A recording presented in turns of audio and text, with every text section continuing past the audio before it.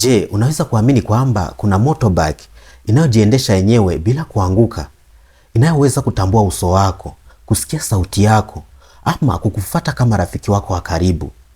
Yes, this is not a science fiction movie. This is Yamaha Motoroid, moja ya miradi kubwa iliyowahi kutengenezwa na kampuni ya Yamaha Motors. Leo tutachunguza jinsi pikipiki hii inavyofanya kazi, ni kwa nini ilitengenezwa, ama ni kweli itakuja kubadilisha dunia ya usafiri milele. Moja ya uwezo mkubwa wa Motoroid ni kwamba inaweza kusimama bila stendi na bila kuanguka.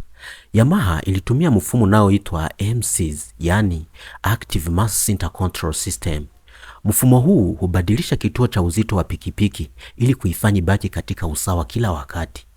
Badala ya kutegemea dereva kushikilia usawa, pikipiki yenyewe hutumia sensa, kompyuta na motors maalum kufanya maamuzi kwa sekunde chache sana.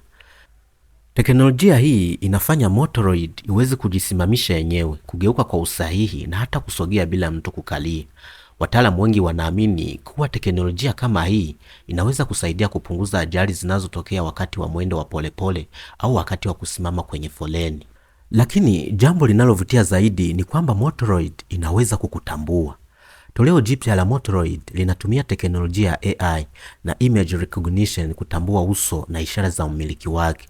Unapoikaribia inaweza kukutambua na kuonyesha mwitikio kupitia mwanga, harakati au hata kukufuata. Yamaha ilieleza kuwa lengo si kutengeneza pikipiki inayojiendesha pekee, bali kuunda uhusiano wa kihisia kati ya binadamu na mashine. Kwa maneno mengine, Motoroid imeundwa kuonekana kama kiumbe hai zaidi kuliko chombo cha usafiri. Yamaha inaendelea kuboresha mradi huu kupitia matoleo mapya kama Motoroid 2 na Motoroid A ambayo yanatumia AI ya hali ya juu zaidi na mifumo inayoweza kujifunza kutokana na mazingira yake. Ukweli ni kwamba katika miaka michache ijayo, pikipiki zetu hazitakuwa tu vyombo vya usafiri, bali marafiki wenye akili wanaosafiri na sisi kila siku.